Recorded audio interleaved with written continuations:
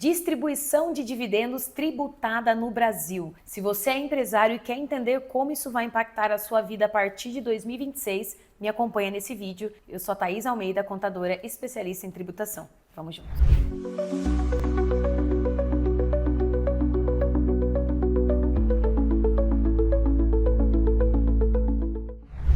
Olá pessoal, sejam todos bem-vindos a mais um vídeo aqui do nosso canal e hoje vamos falar sobre um dos grandes assuntos que abalaram com o nosso 2025 e que prometem gerar muitos desdobramentos ainda pelos próximos anos, que é a mudança na tributação de dividendos no Brasil. A tributação de dividendos de lucros retirados pelos sócios das empresas, que até então era isenta, ela passou a ser tributada, gerou aí grandes discussões e agora estamos aqui sobre uma nova realidade, tendo que fazer novos planejamentos na pessoa física para buscar alternativas, de pagar menos imposto de forma legal. E aí, antes de nós falarmos um pouquinho mais sobre dividendos e dos 3 pontos principais que a Lei 15.270 nos trouxe, eu quero justamente citar para vocês quais são esses pontos, trazendo esse panorama geral para que você consiga se situar, entender como tudo isso aconteceu. Tivemos muitas notícias na mídia, sempre essas coisas envolvem muita questão política, não importa quem seja, envolve muita questão política e é importante, vocês entenderem como tudo isso aconteceu e onde tudo isso vai sinalizar, porque muito tem se falado sobre a tributação de dividendos, mas pouco tem se falado sobre a tributação de altas rendas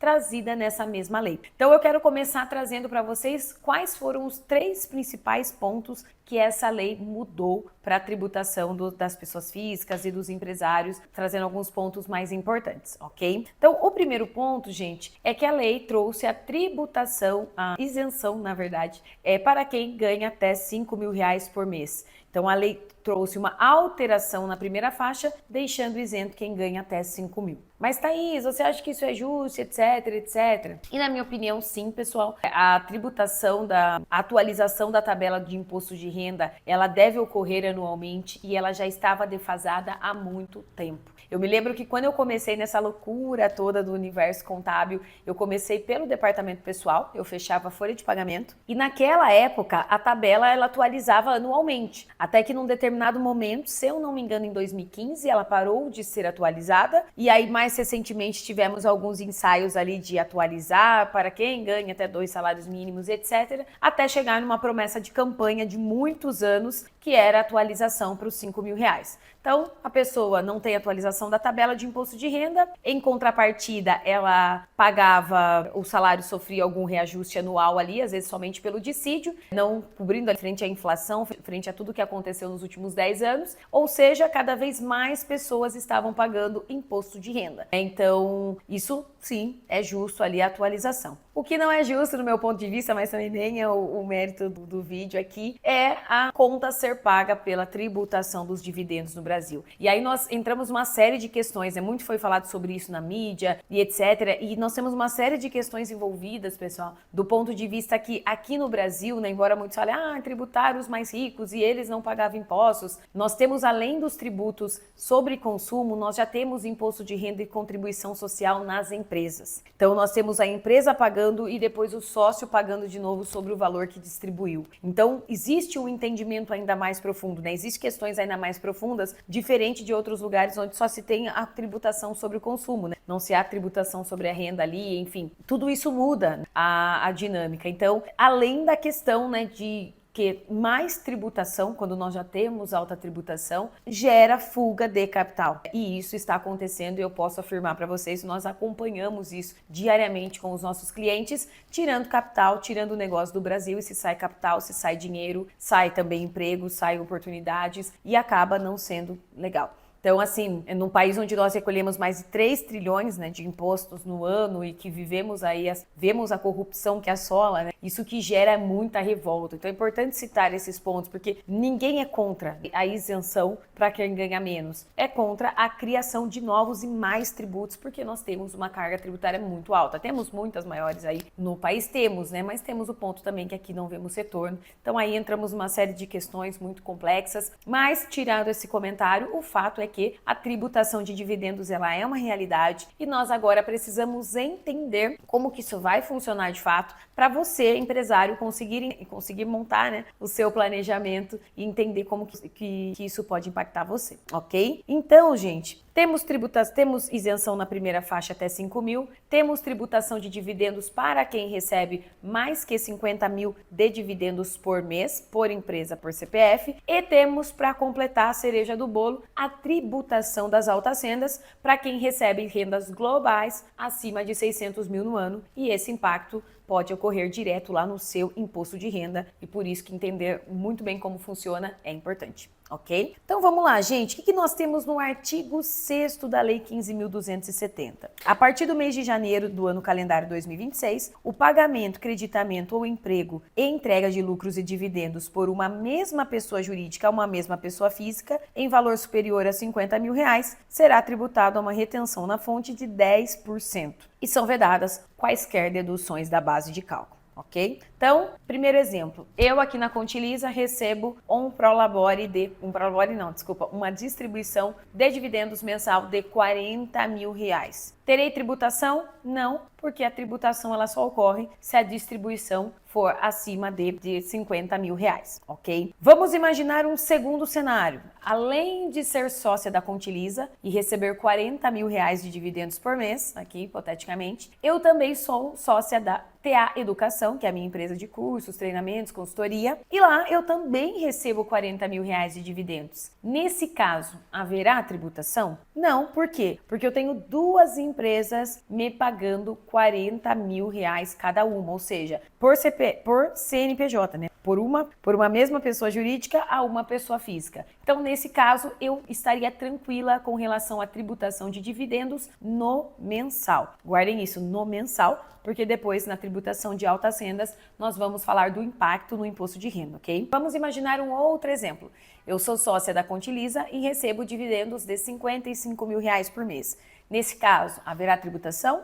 Sim, porque eu recebi dividendos acima de 50 mil dessa pessoa jurídica. Tributação de quanto, Thaís? Em cima de 5 mil ou de 55 mil? Tributação em cima de 55 mil. Então, se eu ultrapassei o valor, você terei uma retenção na fonte de 10% sobre o valor de 55 mil, ok? Então, o que nós tivemos? Então, essa, de modo geral, né, trazendo esses exemplos para vocês, como se aplica de fato a tributação de dividendos e o que vocês devem observar no mensal. Ter mais de uma empresa em si não gera problema, porém, temos que observar a ressalva da tributação de altas rendas que essa lei também nos trouxe, ok? E só para finalizar a questão da tributação de dividendos, qual que é o outro ponto que nós tivemos que gerou muita confusão agora durante o ano de 2025? A lei traz o seguinte: não se sujeitam ao imposto de renda à pessoa física de que trata esse artigo os lucros e dividendos, relativos a resultados apurados até o ano calendário de 2025, maravilha, cuja distribuição tenha sido aprovada até 31 de dezembro de 2025 e exigíveis nos termos da legislação civil e empresarial, desde que seu pagamento, crédito ou emprego ou entrega ocorra nos termos originalmente previstos no ato de aprovação.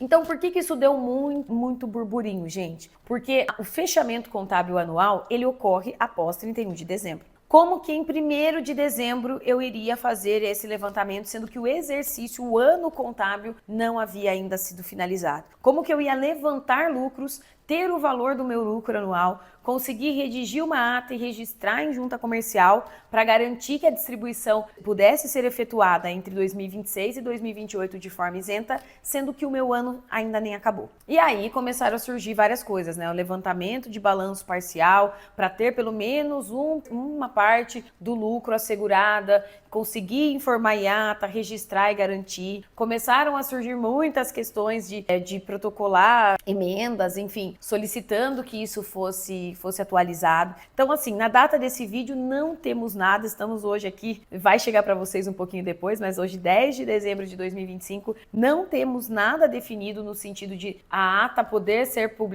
publicada, aprovada, né? O trâmite todo feito até abril de 2026. Se tivermos, teremos novos conteúdos sobre isso, mas o fato é que ficou então essa pendência, estamos aí finalizando 2025 de cada um analisar o que melhor se encaixa, né? Aqui nós orientamos quem era possível no sentido de registrar a ata, de correr para registrar a ata, quem não era possível fazer o parcial, ou, a depender do caso, tomar esse cuidado e não distribuir acima dos limites para não acabar gerando tributação. Então aí depende muito, gente, análise particular do caso da empresa, do montante de lucros, tudo muito individual, ok? Eu sempre reforço, inclusive, isso vale para física e vale para jurídica. Planejamento fiscal, ele deve ser individual, conforme a sua necessidade, ok? E seguindo aqui, então, esse é o tema dos dividendos, é o que nós precisamos nos atentar. Também é importante destacar que dividendos remetidos para o exterior serão tributados, sofrerão a retenção de 10% em qualquer situação. Então, esse é um ponto muito importante, porque se o sócio deu a saída fiscal, né, que agora também, diante de toda essa situação, está muito na moda, acredito que tenha sido algo até para pegar esse pessoal na curva, né, porque eu dou a saída fiscal e eu continuo tendo empresa no Brasil, lá no país eu não pago, mas aqui a tributação é isenta, eu vou ficar 10 anos sem pagar imposto. Estava sendo um planejamento comum, mas agora acaba ficando um pouco mais complicado à medida que a remessa dos lucros distribuídos da empresa brasileira ao sócio no exterior vai sofrer a retenção de 10% em todos os casos, ok? Então, se atentar bastante a esse ponto, pessoal. E, por fim, e que tem sido pouco falado e que muito me preocupa, a tributação das altas rendas. E o que é essa tributação das altas rendas? Pessoas que receberam em rendas globais mais de 600 mil no ano ficam sujeitos ao pagamento de um imposto de renda à pessoa física mínimo lá no fechamento do imposto de renda anual. Ah, Thaís, mas já será válido para o IR 2026 referente 2025? Não, será válido para o IR que entregaremos em 2027 referente a 2026, ok? Porém, qual que é o ponto? Para que eu não tenha surpresas no futuro, eu preciso me preparar a partir de agora, janeiro de 2026, porque senão a hora que chegou lá e eu já distribuí, eu já recebi, eu não planejei, não vai ter mais jeito, ok? Então é algo que vocês precisam conhecer e se atentar desde já. Então, como que vai funcionar o imposto de renda à pessoa física? Se você recebeu acima de 600 mil no ano, você fica sujeito a um imposto lá no anual, que vai de 0 a 10%. Se você recebeu acima de 1.200.000, 10% de imposto de renda à pessoa física mínimo. Então, como que nós vamos calcular esse imposto de renda à pessoa física mínimo? Pessoal, vamos lá. Vamos imaginar um caso, nós trouxemos aqui alguns exemplos, né? Deixa eu achar aqui. Vamos imaginar um caso em que você recebeu 500 mil de dividendos durante o ano de 2026 e 50 mil de rendimentos de aluguel. Nesse caso, temos ou não temos tributação? Não temos, porque o total da sua renda foi de 550 mil. E aí é importante ressaltar que o que entra para renda de prolabore, renda de CLT, dividendos distribuídos, rendas de aluguéis, o que não entra praticamente, algumas exceções ali, rendimento de ganho de capital, de investimentos, ok? Algumas exceções. Então, no geral, essas rendas principais que você tem aí, elas vão somar. Então, eu recebi abaixo, recebi 550 mil, não há o que se falar em imposto de renda à pessoa física mínimo, ok? Exemplo 2. Você recebeu 80 mil reais por mês durante o ano, totalizando ali 960 mil no ano, com um total de imposto de renda retido de 96 mil durante o ano de 2026. Ou seja, você já sofreu a retenção de 10% ali, relativo ao que você recebeu de dividendos, porque você recebeu mais de 50 mil por mês, então você pagou um total de 96 mil no ano. Isso quer dizer que eu não pago o imposto de renda pessoa física mínimo, Thaís? Não, você precisa calcular, aplicar a nossa fórmula aqui, né? Nossa fórmula não, né? A fórmula da lei, que é o total da sua renda anual, dividido por 60 mil menos 10, e aí sim verificar se você vai ter que pagar alguma coisa ou não. Então, no nosso exemplo aqui, 960 mil, que foi a renda anual, dividido por 60 mil, dá 16, menos 10, teremos o resultado de 6%. Que será o valor do seu imposto de renda pessoa física mínimo. Então, 960 mil vezes 6% é igual a 57.600. Então, teoricamente, teria aí mais 57.600 a pagar. Porém, vamos considerar aqui que você já pagou, né, gente? Você já pagou 96 mil. Então, quer dizer que eu vou restituir, Thaís? Não. Mas a lei nos traz o seguinte ponto. Caso o valor apurado, né? Primeiro ela traz ali, né, que os valores devidos da tributação mínima do imposto de renda sobre a renda da pessoa física será apurado a partir da multiplicação da alíquota pela base de cálculo com a dedução do imposto de renda pessoa física devido na declaração de ajuste anual, do imposto de renda da pessoa física retido exclusivamente na fonte incidente sobre os rendimentos incluídos na base de cálculo da tributação mínima, do imposto sobre a renda pessoa física apurado nos fundamentos do artigo tal, do imposto sobre renda das pessoas físicas pago definitivamente referente aos rendimentos computados na base de cálculo da tributação mínima e do redutor apurado nos termos. E aí o parágrafo 4º nos diz: caso o valor apurado nos termos do parágrafo 3º deste artigo seja negativo, o valor devido a título de tributação mínima do imposto sobre a renda da pessoa física será zero. Então, o que vai acontecer aqui no nosso exemplo? Eu deveria de imposto de renda mínimo 57.600. Porém, aplicadas as deduções permitidas pela lei do que eu já paguei, 57.600 menos 96.000, eu terei um valor negativo e, portanto, conforme previsto na lei, não devo mais nada de imposto de renda pessoa física mínimo. Entenderam? Um pouco confuso, né, gente? Mas qualquer coisa, volta um pouquinho e acompanha novamente o raciocínio. Nós temos a situação do dividendo, que é a retenção mensal, que eu devo observar se eu vou pagar ou não, e me atentar que se eu não pagar no mensal, principalmente se eu receber de mais de uma empresa, eu posso estar sujeito ao anual. Chego no cálculo anual, observo a minha renda global, aplico a fórmula renda global dividido por 60.000 menos 10 e chego no percentual da alíquota sugestiva do meu imposto de renda pessoa física mínimo. Observo que a lei nos traz que o imposto de renda pessoa física mínimo poderá ter algumas deduções específicas e, com base nisso, eu observo se eu terei imposto a pagar ou não. A lei nos traz a possibilidade de não pagar imposto se o resultado desse imposto de renda mínimo menos as deduções for zero ou negativo.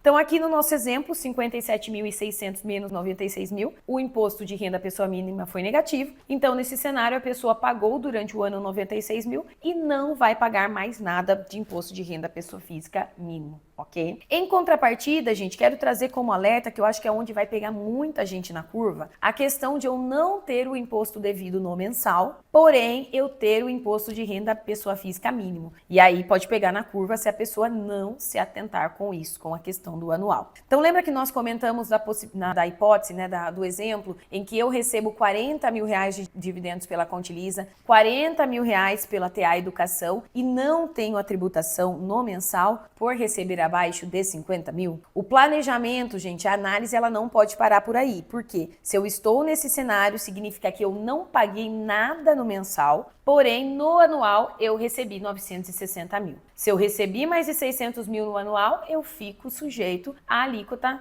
ali de 0 a 10%, certo? Então, eu vou ter que aplicar a fórmula para descobrir se eu tenho ou não um imposto de renda pessoa física mínimo para pagar no anual. E aí que vem o grande valor, né? Que vem a paulada. Então, se nós pegarmos esse exemplo, fazendo o mesmo cálculo, né? De 960 mil, que é a minha renda global, dividido por 60 mil, menos 10, conforme manda a fórmula prevista na lei, eu chego no valor, né? 960 dividido por 60 é igual a 16, menos 10, eu chego em 6%, e aí 960 mil, que é a minha renda global, vezes 6%, me dá 57.600 de imposto de renda pessoa física mínimo para recolher no meu IR anual de 2027. Então, qual que é o grande ponto aqui, gente? Repito e serei redundante nisso. Fiquem atentos com planejamentos em que não há o recolhimento mensal. Se atentem às rendas globais que vocês têm, o quanto vocês estão recebendo por mês. Se for valor superior a 50 mil reais por mês, as suas rendas totais de prolabore, CLT, enfim, de aluguel, enfim, de tudo, de distribuição de lucros, você vai ter a renda global somada para o imposto de renda pessoa física mínimo, ok? Então, eu acho que o primeiro ponto era mais informativo, né? Tudo isso começa com a isenção na primeira faixa de 5 mil, corrigindo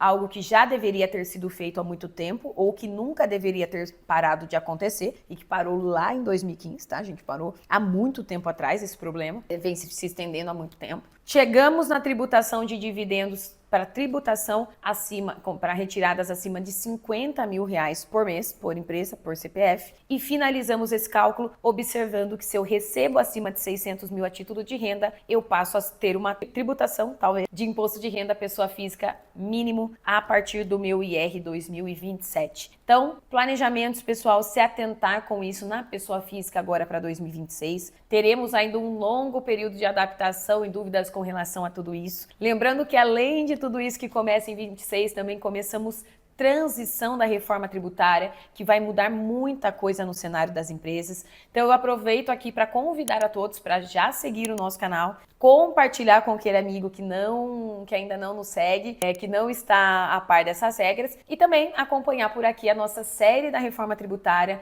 onde nós estamos trazendo de forma prática, sem contabilez e sem juridiquês, tudo o que você precisa saber para se preparar da forma mais tranquila possível, continuar competitivos no mercado e ter lucro, no final das contas. Então, espero que tenham gostado. Já acompanhem aqui o nosso canal e nos vemos no próximo vídeo. Até lá!